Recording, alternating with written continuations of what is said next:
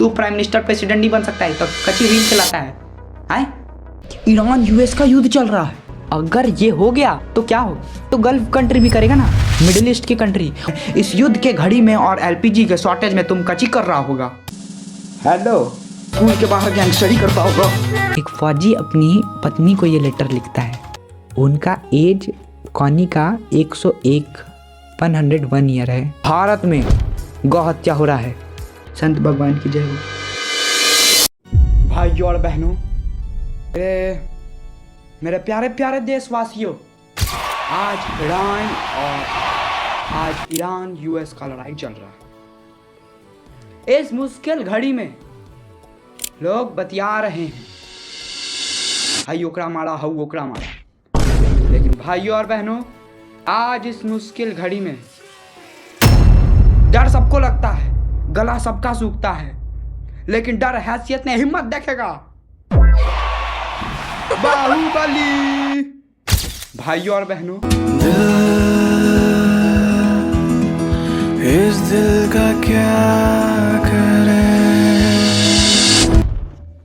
बंद करो।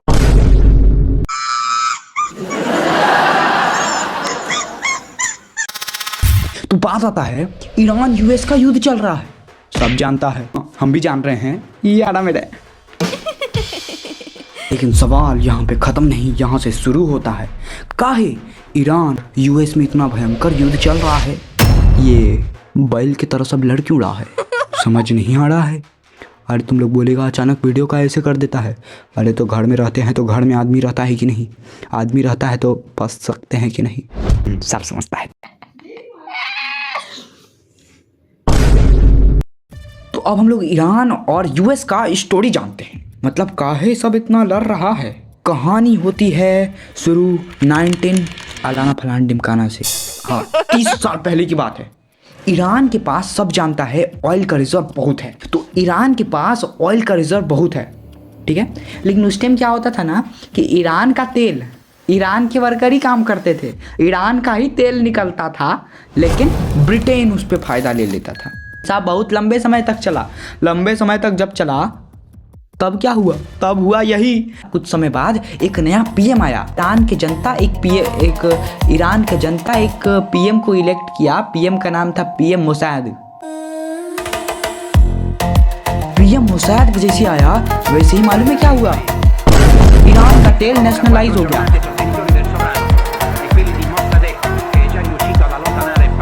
मतलब अब जो ईरान का तेल जो चल रहा था ईरानी से, सब हो रहा था ईरानी से, अब फिर बटा जा रहा था जो इधर उधर पैसा, तो अब वो फायदा ईरान का ही होगा। मतलब ईरान का तेल ईरान का ही लोग फायदा उठाएगा। अच्छा काम किया था। जब अब तो ये बात खतरा है, अभी बात तो खतरनाक है ना, तो अब तुम क्या करेगा। ब्रिटेन क्या किया, यूएस के साथ यूएस ब्रिटेन मिलके एक ऑपरेशन अजैक्स निकाला।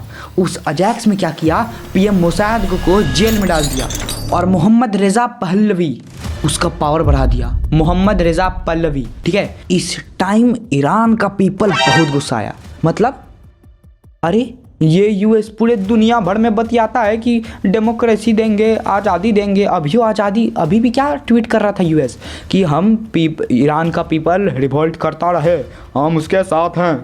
लेकिन वही यूएस उस टाइम डेमोक्रेसी का मतलब जो जनता चुना था उसको हटा के अपना फ़ायदा किया। ईरान का पीपल इस पर बहुत गुस्सा आया। अब फिर कहता है पता कैसे बोला, डेथ टू अमेरिका स्टार्ट। ये जो लाइन है ना, ये उसी टाइम से चालू है। यहाँ तक तो ठीक था। अब सुनो, अब कहानी में मजा आएगा। अब देखो अब क्या होता है, अब तुमको मालूम चलेगा काहे ये सब ऐसे लड़ रहा है। ईयर 1979, अयतुल्ला खोमेनी इस्लाम में बहुत भारी रिवोल्ट के साथ मोहम्मद रेजा पहलवी और यूएस को बाहर निकाल के इस्लामिक रूल इस्लाम में बैठा देते।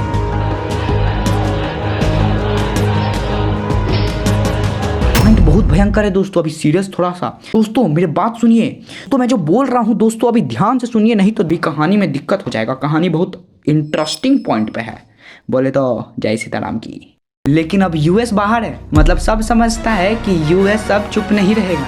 अभी आए या आगे आए, यूएस भिड़ेगा जरूर। आगे चल के 1989 में क्या होता है, अयतुल्ला खोमेनी का डेथ हो जाता है और उसके जगह रूलर बनते हैं अली खमेनी।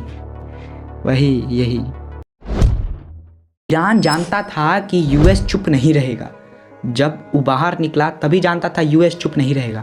तो ईरान देखा ऐसा कौन सा देश है जो यूएस के अगेंस्ट में है, तो मालूम चला नॉर्थ कोरिया। और यूएस उससे भिड़ता भी नहीं है। क्यों? क्योंकि नॉर्थ कोरिया के पास न्यूक्लियर है। हाँ, तो ईरान भी समझ गया अगर बचना है, अगर अपना सही से शासन करना है तो न्यूक्लियर डोमिनेंस चाहिए। बस यूएस, ईरान न्यूक्लियर बिल्कुल नहीं, बिल्कुल भी नहीं। यूएस चाहेगा कि ईरान के पास न्यूक्लियर आ जाए। ईरान के पास न्यूक्लियर आ जाएगा मतलब वो भी ट्रेड अपने हिसाब से करेगा, अपने हिसाब से ट्रेड करेगा। जब ईरान भी अपने हिसाब से ट्रेड करेगा तो उसका देखा देखी मिडिल ईस्ट में भी प्रभाव जाएगा।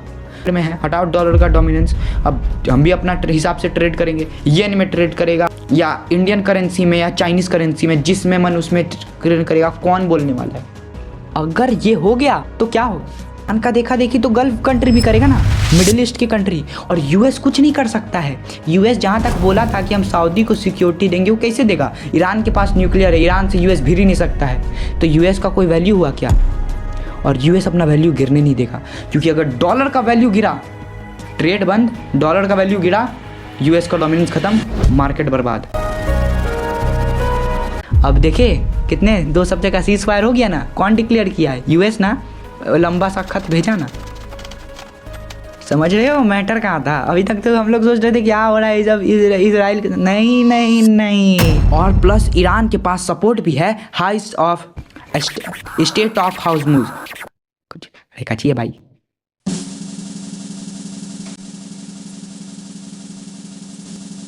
हेलो, ईरान के बगल में जो गली कुछ है, गली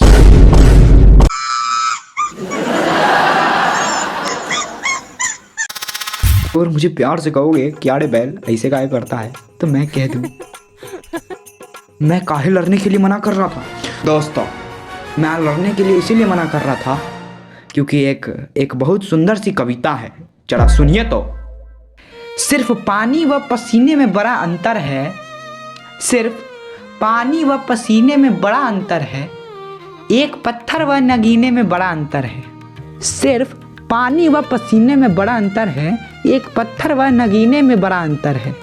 अरे मुर्दा घड़ियों की तरह वक्त बिताने वालों, सांस लेने में व जीने में बड़ा अंतर है। देखो, सांस लेने और जीने में वही अंतर है, क्योंकि हम लोग क्या कर रहे हैं, बस सांस ले रहे हैं। मतलब अपना हम लोग सांस लेने का मतलब हम लोग सांस ले रहे हैं, छोड़ रहे हैं अपना, मतलब समय इधर उधर बर्बाद कर दे रहे हैं। वक्त देखते हैं, ये कर लेते हैं, वो कर लेते हैं, अनसंट काम करते हैं। इस युद्ध के घड़ी में और एलपीजी के शॉर्टेज में तुम कची कर रहा होगा, रील देख रहा होगा, स्कूल के बाहर गैंगस्टरी करता होगा, ग्लोइंग स्कैन ट्यूटोरियल देखता होगा और फिर दिन काट के सो जाता होगा। क्यों, गलत बोले क्या?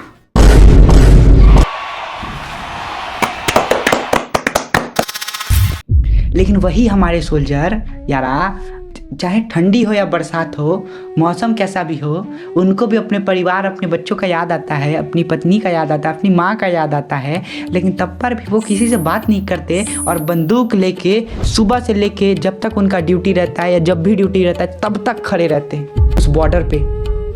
किस लिए? तो गोली खा लेने के लिए। हाँ, गोली खाने के लिए। बस कैसी गोली कि मेरी माँ, मेरे बच्चे और मेरे पूरे देशवासियों पे कोई आँख भी उठा के देखेगा तो आँख से गोली खेलेंगे। इतने महान होते हैं, इसलिए तो कहा जाता है जय जवान जय किसान।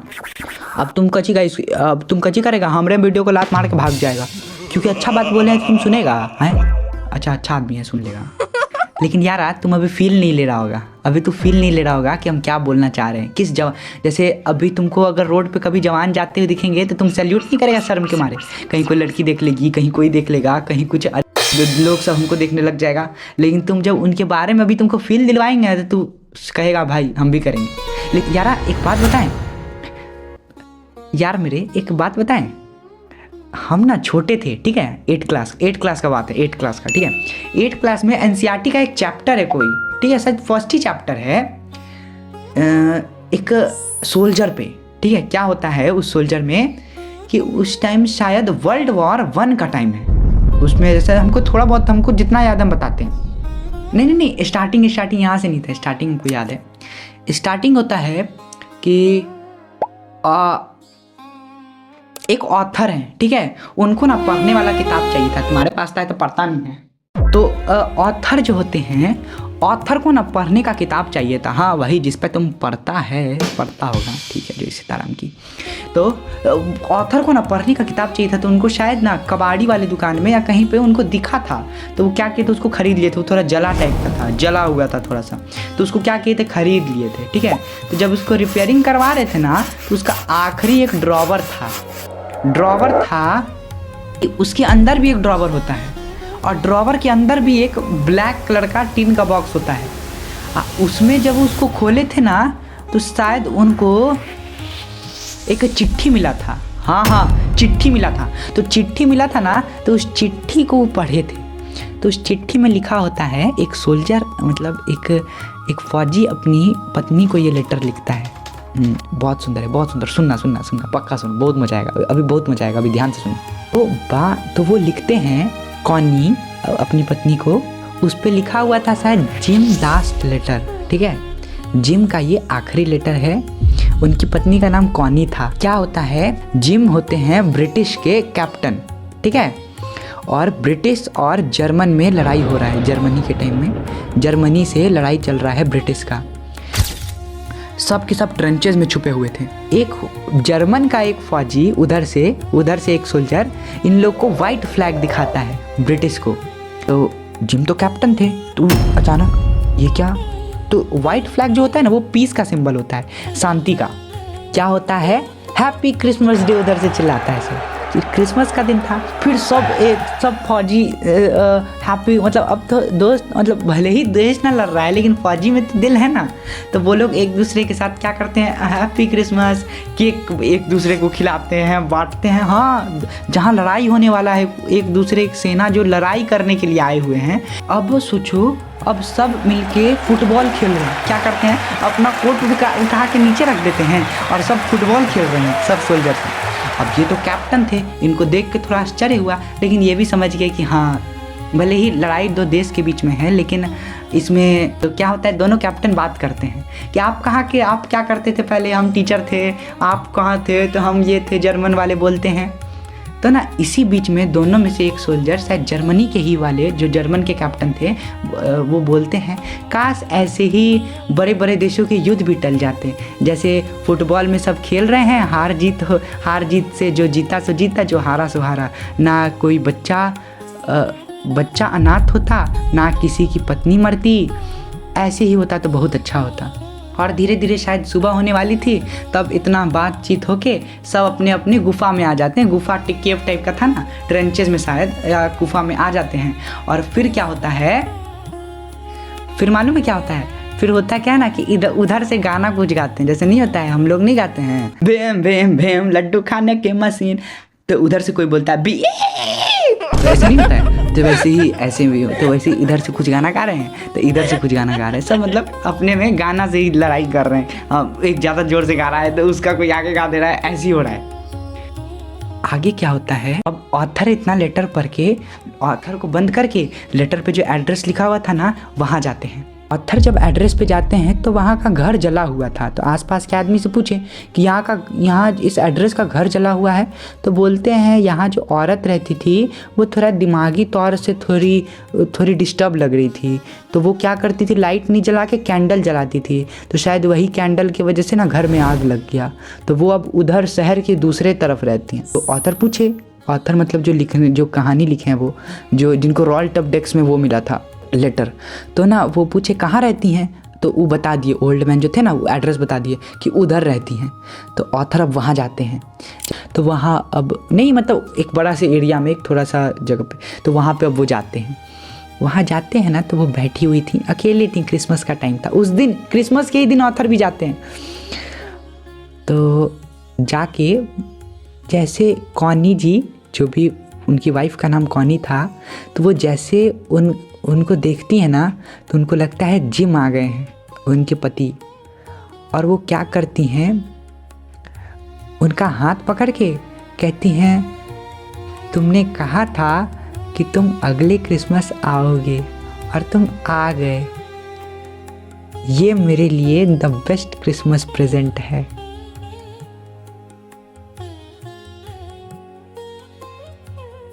उनका एज कॉनी का 101 ईयर है।